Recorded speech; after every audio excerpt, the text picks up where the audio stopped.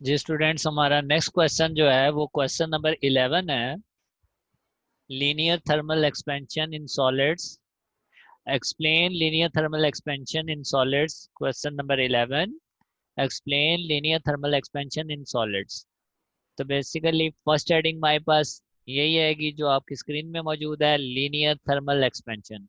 उसके बाद हमने लीनियर थर्मल एक्सपेंशन की डेफिनेशन होती है करनी है। लीनियर का मतलब होता है स्ट्रेट लाइन। स्ट्रेट लाइन में अगर किसी सब्सटेंस का फैलाव हो, किसी सॉलिड जो है वो स्ट्रेट लाइन में एक्सपेंड कर जाए, उसको हम लीनियर थर्मल एक्सपेंशन कहते हैं।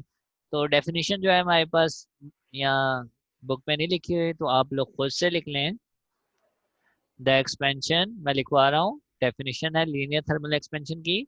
The expansion along the length is known as linear thermal expansion. The expansion along the length is known as linear thermal expansion.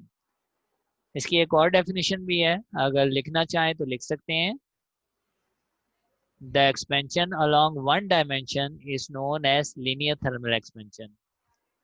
Second definition मैं आपको बता रहा हूँ, the expansion along one dimension is known as linear thermal expansion. तो हमने क्या बताया कि किसी सब्सटेंस, किसी सॉलिड को हीट करें, हीट करने से उसकी लंबाई में इजाफा हो जाए, तो ऐसी एक्सपेंशन को हम लीनियर थर्मल एक्सपेंशन कहते हैं। उसके बाद हम आते हैं एक्सप्लेनेशन की तरफ। एक्सप्लेनेशन इस वक्त मैंने बोल्ड की हुई है, कंसीडर से स्टार्ट होती है। फर्स्ट किया, हमारे पास एक मेटल की कोई रॉड है जिसकी शुरू में लंबाई जो है वो एल ओ है। L O means original length जो उसकी एल ओ के बराबर है। ओ छोटा सा लिखना है, इसको एल नॉट भी पढ़ते हैं। और उस वक्त उसका टेम्परेचर जो है वो टी ओ यानी कि टी नॉट के बराबर है। ओरिजिनल टेम्परेचर इतना है, एल नॉट पे उसका टेम्परेचर टी नॉट है। अब हम उसको हीटअप करते हैं। हीटअप करने के बाद उस रॉड की लंबाई में इजाफा हो जाता है थोड़ा सा, और जो नई लंबाई आती है वो हम एल से रिप्रेजेंट करते हैं, और जो इस वक्त नया टेम्परेचर है उसको हम टी से रिप्रेजेंट करते हैं। तो इसका मतलब ये हुआ कि इंक्रीज इन लेंथ जो हुई है, लंबाई में जो इजाफा हुआ है, क्योंकि बाद वाली लंबाई कैपिटल एल है जो कि ज्यादा है पहले वाली लंबाई से, जो कि एल नॉट के बराबर है। तो इंक्रीज इन लेंथ, जिसको हमने लिखा है delta L, delta L increase in length का सिंबल है, is equal to L minus L not. यानी कि बाद वाली लंबाई में से पहले वाली लंबाई माइनस कर दें तो हमारे पास जो है वो लंबाई में इजाफा आ जाएगा। इसी तरह इंक्रीज इन टेम्परेचर, बाद में टेम्परेचर टी था हीट करने के बाद, और हीट करने से पहले उसका टेम्परेचर टी नॉट था, दोनों को माइनस करेंगे तो वो हमारे पास टेम्परेचर में इजाफा आ जाएगा। तो delta T is equal to T minus T not. उसके बाद हमने कुछ एक्सपेरिमेंटली देखा है कुछ बातें, वो हम इसको यहाँ पे एक्सप्लेन करेंगे। दो चीजें जो हैं वो एक दूसरे के डायरेक्टली प्रोपोर्शनल हैं, वो यहाँ पे डिस्कस करते हैं। डायरेक्टली का मतलब एक चीज के बढ़ने से दूसरी चीज इंक्रीज होती है, बढ़ती है। डेल्टा एल जो है हमारे पास इंक्रीज इन लेंथ है, और एल नॉट जो है वो ओरिजिनल लेंथ है। L not is directly proportional to delta L, यानी कि डेल्टा एल और एल नॉट एक दूसरे के डायरेक्टली प्रोपोर्शनल है। शुरू में अगर ऑब्जेक्ट की लंबाई कम होगी तो हीट करेंगे, लंबाई में इजाफा भी कम ही आएगा। अगर शुरू में उसकी लंबाई ज्यादा होगी तो उसके अंदर एटम और मॉलिक्यूल ज्यादा होंगे, एक्सपेंशन ज्यादा हो सकती है लंबाई में, तो इसलिए डेल्टा एल भी हमारे पास ज्यादा आएगा। तो पहली बात हमने ये की कि delta L is directly proportional to the original length L not. दूसरी बात हम ये करेंगे डेल्टा टी के बारे में, चेंज इन टेम्परेचर। अगर हम ज्यादा हीट करेंगे तो टेम्परेचर का चेंज ज्यादा आएगा, तो जितना टेम्परेचर का चेंज ज्यादा आएगा उतना ही उसकी लंबाई में इजाफा ज्यादा होगा। तो डेल्टा एल जो है वो change in temperature delta T के डायरेक्टली प्रोपोर्शनल है। तो यही हमने दो लाइनों में लिखा है, it is found that change in length delta L, ये ए एल नहीं है, delta L of a solid is directly proportional to its original length L naught and the change in temperature delta T. उसके बाद हमारा डेटिस से mathematically start होता है, और ये नीचे जाता है अप टू इक्वेशन 8.11 तक जाता है। मैथमेटिकली डेटिस से लेके इक्वेशन 8.11 तक जाएगा।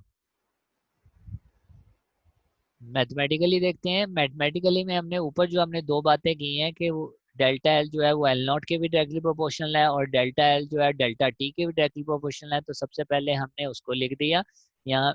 बेशक आप ऐसा करें डेट इसके आगे खुद से लिख दें, दो रिलेशन लिख दें। Delta L proportional L not अलग से लिख लें, कॉमा लगा के लिख दें delta L proportional delta T, क्योंकि इन दोनों को जब कंबाइन करेंगे तो ये नीचे वाली रिलेशन आएगी delta L proportional L not delta T. ये अकेली रिलेशन का मतलब यही है कि डेल्टा एल जो है इंक्रीज इन लेंथ जो है वो ओरिजिनल लेंथ के भी डायरेक्टली प्रोपोर्शनल है, और इंक्रीज इन लेंथ जो है वो चेंज इन टेम्परेचर के भी डायरेक्टली प्रोपोर्शनल है।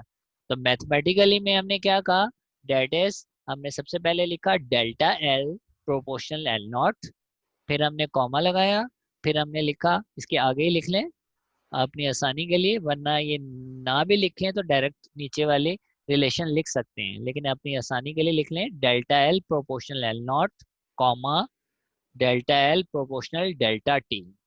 अब ऊपर वाली दो रिलेशन को कंबाइन करें जो अभी लिखवाई हैं, तो delta L proportional L not delta T आ जाता है हमारे पास, यानी कि डेल्टा एल एल नॉट के भी डायरेक्टली प्रोपोर्शनल है और डेल्टा टी के भी। उसके बाद प्रोपोर्शनैलिटी का निशान जब खत्म करते हैं तो हम जानते हैं कि कांस्टेंट ऑफ प्रोपोर्शनैलिटी आता है, और इक्वालिटी का निशान लगाते हैं, तो प्रोपोर्शनैलिटी खत्म किया, equality I. In physical quantities के दरमियान जो साइंटिस्ट ने कांस्टेंट का इस्तेमाल किया है वो अल्फा है, ये अल्फा लिखा हुआ है यहाँ पे। तो एक डेल्टा एल बराबर आ गया अल्फा जो कि प्रोपोर्शनैलिटी कांस्टेंट है, बाकी वैल्यू वैसे ही एल नॉट डेल्टा टी। इसको हमने 8.9 को हमने इक्वेशन नंबर 1 का नाम दे दिया, 8.9 को हमने इक्वेशन नंबर 1 का नाम दे दिया। उसके बाद कंटिन्यू है, इसी इक्वेशन को आगे की तरफ लेके जाते हैं। डेल्टा एल जो है ऊपर हमने पढ़ा था डेल्टा एल बराबर है एल माइनस एल नॉट के, तो हमने क्या किया, ये और वाली जो लाइन जो कि 8.9 वाली है जिसको हमने इक्वेशन नंबर 1 कहा है, इसी को ही फर्दर नीचे दोबारा से लिख दिया। आप देख सकते हैं राइट साइड हमने दोबारा लिख दी, और लेफ्ट साइड में डेल्टा एल की वैल्यू चूंकि एल माइनस एल नॉट थी तो हमने डेल्टा एल की जगह पे लिख दिया एल माइनस एल नॉट। उसके बाद एक स्टेप जो है इसने मिस किया हुआ है यहाँ पे दरमियान में, यानी कि 8.10 से पहले, वो आप पहले सुन लें फिर आप लिख लेना। माइनस एल नॉट जो है वो उधर जाके प्लस होगा, यानी कि दूसरी साइड में आएगा L not plus alpha L not delta T, ये वाली वैल्यू के साथ प्लस एल नॉट आएगा जब ये minus L not right side में जाएगा।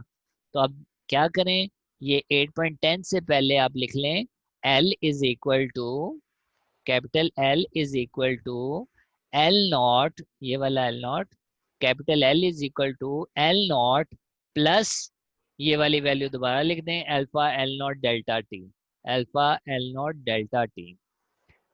रिपीट कर रहा हूँ, हमने 8.10 से पहले हमने सिर्फ ये किया कि माइनस एल नॉट उधर जाके प्लस कर दिया, यानी कि 8.10 से पहले हमने लिखा L is equal to L not plus alpha L not delta T. उसके बाद उसने एल नॉट कॉमन ले लिया, राइट साइड में जो है हमारे पास एल नॉट कॉमन आ गया, तो बाकी जो बच गया वो हमारे पास 1 प्लस अल्फा डेल्टा टी है। तो एल नॉट जब कॉमन लें, मैथ में जिस तरह कॉमन लेते हैं, तो बाकी बचता है 1 प्लस अल्फा डेल्टा टी। उस यहाँ तक जो है ये जो हमारे पास फार्मूला 8.10 आ रहा है जिसको इक्वेशन 2 कह सकते हैं, ये इक्वेशन जो है ये न्यूमेरिकल्स में भी इस्तेमाल होगी, ये इक्वेशन हमें याद होनी चाहिए। उसके बाद कंटिन्यू है mathematically, where alpha is called the coefficient of linear thermal expansion, alpha proportionality constant है और इसको हम coefficient of linear thermal expansion कहते हैं। इसका नाम है coefficient of linear thermal expansion of the substance. From equation 1 we get, equation 1 हमने 8.9 को बनाया था, from equation 1 we get, equation 1 को रीअरेंज करना है बेसिकली, ये जो ऊपर इक्वेशन है 8.9 इसको रीअरेंज करें, अगर अल्फा को हम इधर ही रहने दें तो एल नॉट डेल्टा टी दूसरी साइड में जाके डेल्टा एल के नीचे डिवाइड होगा, तो अल्फा की वैल्यू हम निकाल रहे हैं, अल्फा अगर इधर रहे तो एल नॉट डेल्टा टी दूसरी साइड में जाके डेल्टा एल के नीचे डिवाइड होगा, तो हमारे पास आ गया alpha is equal to delta L over L not delta T. यहाँ पे हमारा मैथमेटिकली खत्म हो गया, alpha is equal to delta L over L not delta T यहाँ पे मैथमेटिकली कंप्लीट हो गया। उसके बाद जो है V से लेके टेम्परेचर तक जो है यहाँ पे आपने हेडिंग डालनी है coefficient of linear expansion, coefficient of linear expansion, ये आपको लिखा हुआ भी नजर आएगा कोफिशिएंट ऑफ लीनियर एक्सपेंशन, यानी कि अल्फा की डेफिनेशन हम करने लगे हैं, और अल्फा की डेफिनेशन जो है ये ऊपर वाली इक्वेशन से हमने की है। ऊपर वाली इक्वेशन में delta L over L not जो होता है इसको हम कहते हैं फ्रैक्शनल इंक्रीज इन लेंथ। ये फ्रैक्शन में वैल्यू है ना, increase in length delta L है और ओरिजिनल लेंथ से उसको डिवाइड कर रहे हैं, तो इसको पढ़ते हैं fractional increase in length. Delta L over L not को फ्रैक्शनल इंक्रीज इन लेंथ पढ़ते हैं, और डेल्टा टी जो है अगर ये चेंज इन लेंथ 1 के बराबर हो तो ये फ्रैक्शनल इंक्रीज इन लेंथ जो है वो अल्फा के बराबर होगी।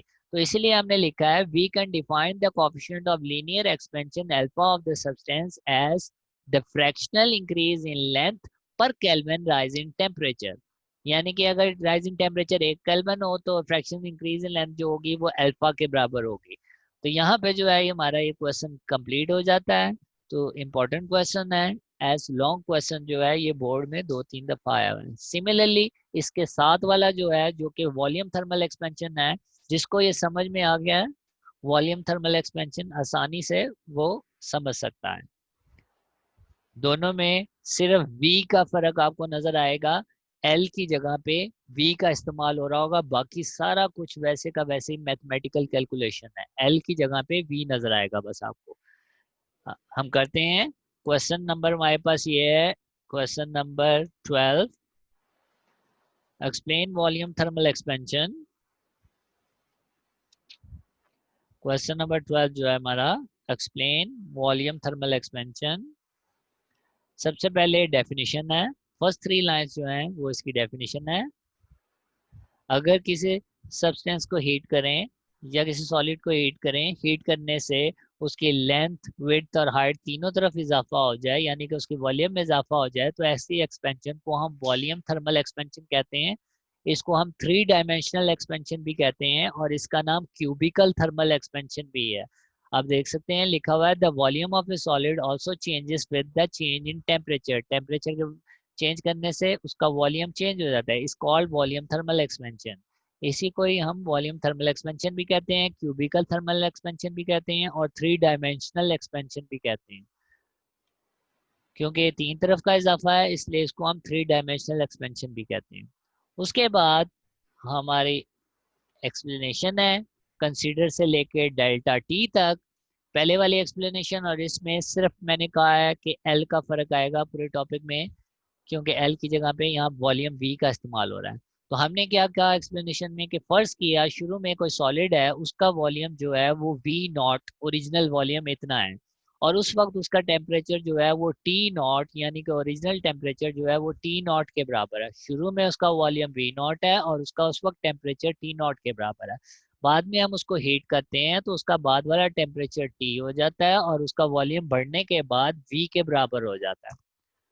तो जब टेम्परेचर टी होता है उसका वॉल्यूम वी के बराबर हो जाता है। इसका मतलब है चेंज इन वॉल्यूम जो है डेल्टा वी, वॉल्यूम में इजाफा जो है वो बाद वाले वॉल्यूम में से पहला वाला वॉल्यूम माइनस कर दिया।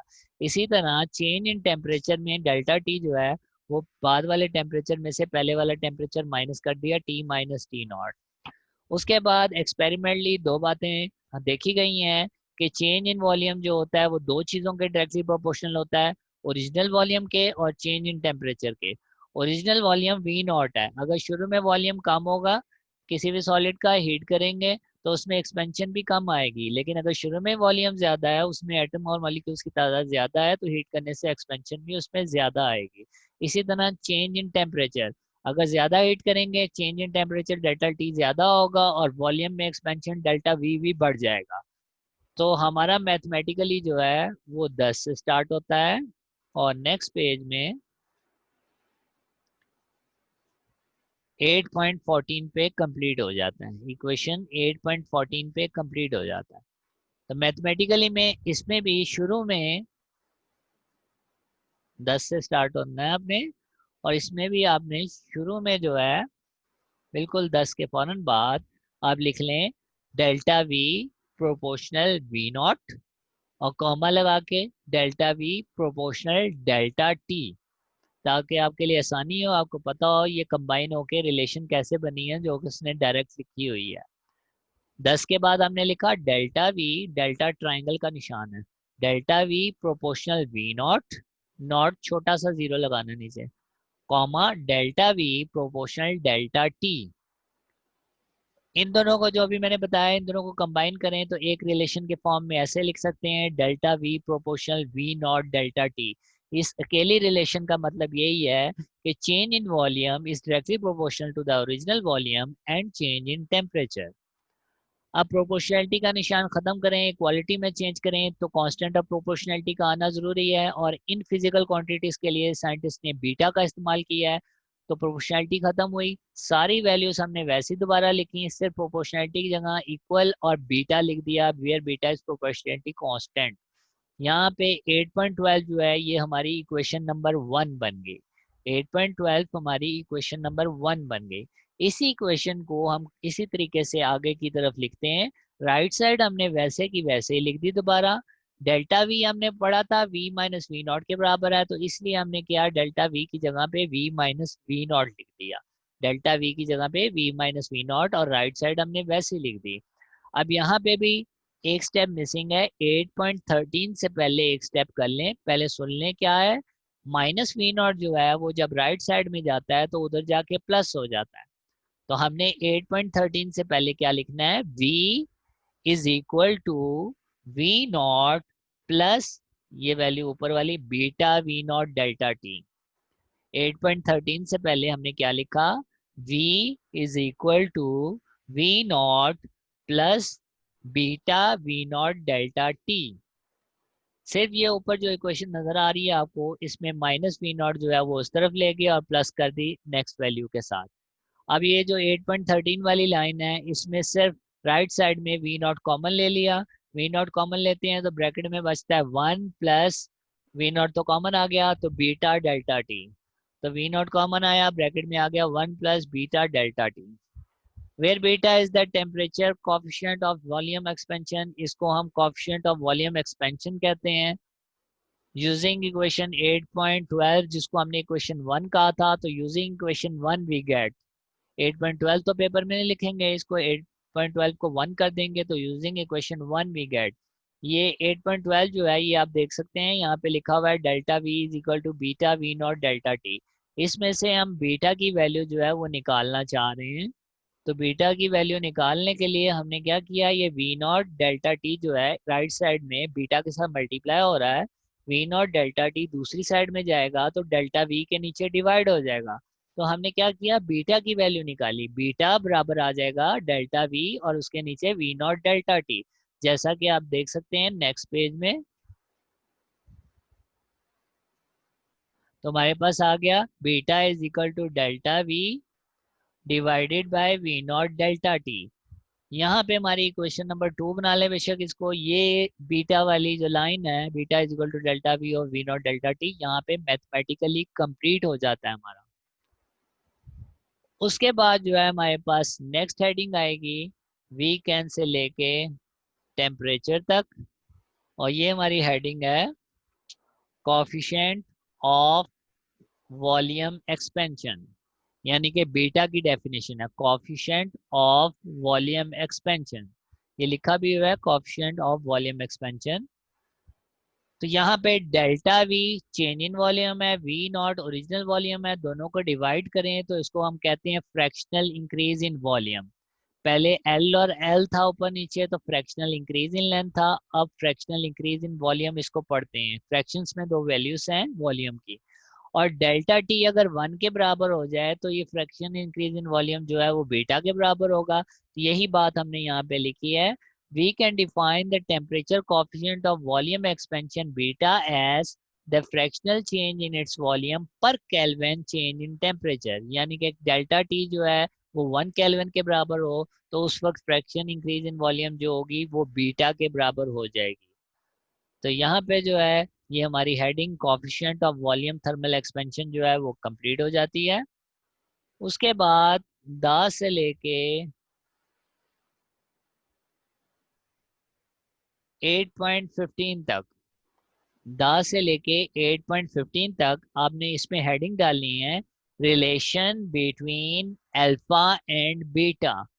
अल्फा ये निशान लगा हुआ आपको नजर आ रहा है और बीटा का ये निशान नजर आ रहा है। तो हमने हेडिंग डालनी है relation between alpha and beta. Alpha और बीटा के दरमियान जो ताल्लुक है वो यहाँ पे हमने रिप्रेजेंट किया हुआ है। और रिलेशन क्या है, उसने एक इक्वेशन की फॉर्म में रिलेशन दी लिखी हुई है, The coefficient of linear expansion and volume expansion are related by the equation beta is equal to 3 alpha.